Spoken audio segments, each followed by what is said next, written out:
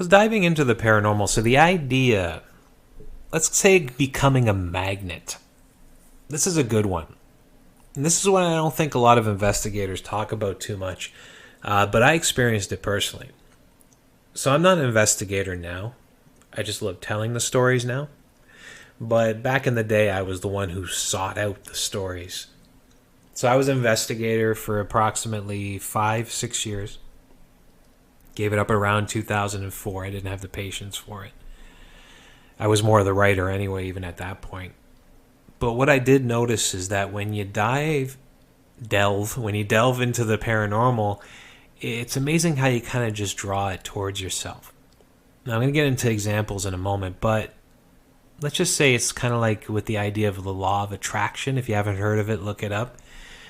The idea behind that is that if you're feeling a certain type of energy, I know it's kind of like the last segment, but if you're feeling a certain type of vibration energy, that you draw more of it to yourself.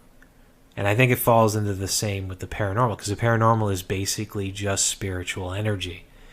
So if you have a strong belief in ghosts and you're like, okay, this stuff is real, and it's going to happen to me. I believe it wholeheartedly, and I see this, and I see that, and I take a photo, and there's an orb in there, but there's a story behind it, so it is the real thing. Bam, mind blown. You're going to draw it to yourself because you are so strongly believing it that it's going to happen. Now, I do believe this to be true. And I mentioned on a previous episode that I did an investigation on a Brampton house. I forget what the subject behind that was. I don't want to look it up. It's too boring for you guys. I don't want to edit this. So it was a Brampton house. It was a townhouse about 4 years old. Had an extreme haunting, so you wouldn't think a 4-year-old townhouse would. So we had to go in and figure out why this was occurring. So the spoiler is that it was a native spirit, which kind of makes sense, right? Because the land probably had natives on it, so something happened to the native spirit. Solution was given, and that's what they did. So we went in kind of with every thing we've learned over the years about investigating, and one of the things that I kind of looked into is I was a huge believer in the idea that the people's stories was important to the haunting. So the people who are experiencing the haunting, they could be causing it in a way, or that if you learned about the people, that you would understand the haunting a bit better. So that was kind of one of my roles, because I was the kind of the reader in that sense, not a psychic reader, but a people reader. So we went in the Brampton townhouse. I remember when we were doing the investigation, I was thinking, okay, this is a very energetic place with very energetic experiences. So is there any type of proof around here that something else could be drawing it in? And when I was in the bedroom, we were doing the investigation there, and not much had happened in the room, but I did notice something on the night table. Now, they hadn't put it away. I don't know if they wanted us to see it, but maybe they just forgot to put it away. Or they didn't care. They didn't see the connection, but I did. There was tapes, CDs on the night table that helped induce lucid dreams. Now, this is significant. If you're not sure what I mean, this is significant because when you follow a path to induce lucid dreams, you're also following a similar path that psychics have taken in the past. Those that haven't been born with their psychic abilities, one way that you can increase your spiritual energy is by doing this type of training, upping your focus, feeling the energy of your body. Again, this podcast is really all connected. It comes back to that mindfulness. So they go down that road to induce lucid dreams, and you also, as a side, induce ghostly energy. It's the same thing. It's the same thing as investigating. They are doing it on their own. So I think part of it was that native energy that was calmed by Psychic Kate's suggestion to honor the native who was haunting the land and the house. But another part of it was the fact that I think they were just kind of giving it energy by, seeking the ability to induce lucid dreams, or basically upping their own psychic energy. So they were just kind of, boosting it, like taking a charge and just shocking it, and then making stuff happen. I'll tell you, the experiences in the house definitely would prove that, from seeing full apparitions in the living room and shadows in the driveway and things moving around, and definitely would have to have that shock to be so energetic. So that was the one thing that kind of stuck out to me. So then you ask the question, well, was this a truly haunted place? And the answer to that question is 100% yes. And to kind of finish off this beautifully connected podcast here is how not only were they drawing in the energy to themselves, but the fact that we started to focus on this 4-year-old townhouse drew the energy to us, and then made things happen for us as well as the investigator. Now, this wasn't the only time. If we were going into a truly haunted place, usually the night before something would reach out to us, whether it was myself and my partner at the time, or our psychics and scientific folks that were going into these investigations. Like, something would reach out, and it happened to us the night before the Brampton House investigation. So it was around Christmas time, night before, and my ex slash partner, she was staying up. She was in the living room. I was already asleep. And she wakes me up in the middle of the night. She's shaking me, and she's like, something happened.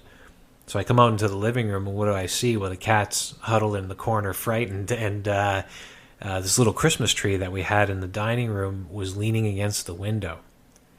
So I asked her what had happened. She told me. She said she was sitting on the couch watching TV, and one of the cats had run into the dining room. Angel is one of the cats. And she heard a squeaking noise from the dining room at the same time. Squeaking noise stops, cat runs away, and then the tree falls against the window. Happens in that order. So she goes over to the Christmas tree to see what's going on. She looks down. It had one of these old-fashioned bases. It had the bolts. So you had to tighten the bolts to keep the tree in place. And just the 2 front bolts had come undone. So the squeaking noise was the sound of the bolts turning by themselves. So that's when she ran into the bedroom, freaked out.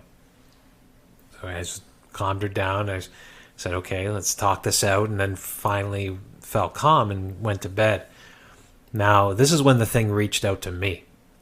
I was trying to get to sleep, and I remember looking over to the other side, and she was facing away from me towards the window, and I was staring. It felt a little strange, but I felt like I needed to keep staring. And then she turned around. Now, it was creepy, because I don't think I was asleep. I felt fully awake, and what happens after kind of made me think like I was fully awake. But the way she was turning, it was almost like she was just, it wasn't, I couldn't feel anything moving. Like the bed, nothing was moving. And she just kind of flipped around, and she had a huge smile on her face. And she started talking, and it wasn't a language I knew. She spoke Ukrainian as well as English, but this was neither. And then, flash, snap, she was facing back towards the window again. So I'm like shaking this off. And this is how I knew I was awake, because I was awake at this point. And I kind of shook it off. And what doesn't it happen? About a few seconds later, she slowly starts spinning around again with a smile, talking in that same weird language. Snap, she's facing the window. So after the second time, I'm like, that's enough for me. I got up.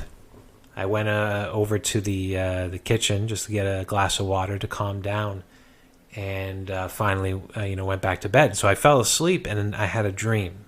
I wouldn't call it a lucid dream. It was definitely a vivid dream.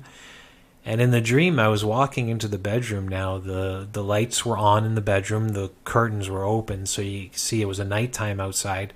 So I could see a perfect reflection of the room in the window. And I could look at the bed, which was nicely made, and there was nobody on it. But when I looked in the reflection in the window, there was somebody standing on the bed. Now, it was a tall figure in a long, dark coat. He had like a wide brim hat that he had covered over his face, so I couldn't see his face. And after I saw him and I saw this character, I woke up. So that next night, that was going to be the investigation at the Brampton house. And usually when something happens, we'll confer with our psychics, who that night was Michelle and Kate. And we did. And I mentioned I had a dream, and I started talking. I could see the look of recognition on their face. And then I said, yeah, the guy in the long coat with the wide brim hat. And they were freaked right out. They told me that they saw him as well. So I don't know if it was a vision or a dream, but they also saw this fellow. We nicknamed him the Jesuit priest for obvious reasons. But the funny thing was that the investigation didn't seem to connect back to this fella. That we ended up, or Kate was the one who kind of initiated the idea that it was a native spirit. But then who was this fellow in the coat with the wide brim hat? Kind of remained a mystery. Could have had something to do with the inducing of lucid dreams by the residents, the couple in the house, but I guess we'll never know. That was the first and last time I saw the fella, but it stuck with me. So perfect example there of how you draw this stuff towards yourself. So any budding paranormal investigators out there who are just starting to get into this, if you do encounter a truly haunted place, expect this. I hope it's not something that you would find too freaky. If you do, then maybe investigating is not your thing. But if you do get into this, expect that phenomenon. Not talked about enough.